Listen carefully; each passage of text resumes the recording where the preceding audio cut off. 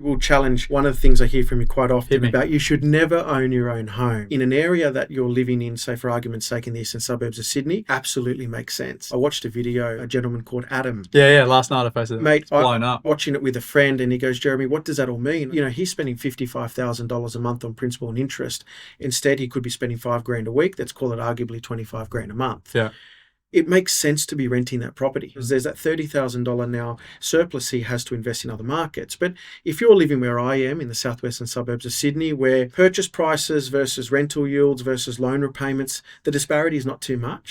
Getting capital gain tax-free growth in the future is a good thing. That means that they're getting a larger portion of capital gain tax-free wealth, which can be used at retirement or to upgrade or downgrade their home. And I see it happen quite often. If you are an investor who is wanting that lifestyle property near the coast, near the beach, and the disparity between what you pay on a mortgage versus what you pay on a rent is huge, you rent vest. But the reality is I talk to my niche. I talk to my client base, and my client base generally aren't your Australian punter spending sub $1 million on a home. You know, my clients are these people in the eastern suburbs or in the best suburbs of Brisbane or wherever they are. And I see it, you know, like we've got management consultants and fucking, you know, partners at accounting firms and business owners who are making millions and millions of dollars a year. And I look at their cash flows and 70% of the surplus goes to an owner-occupier home.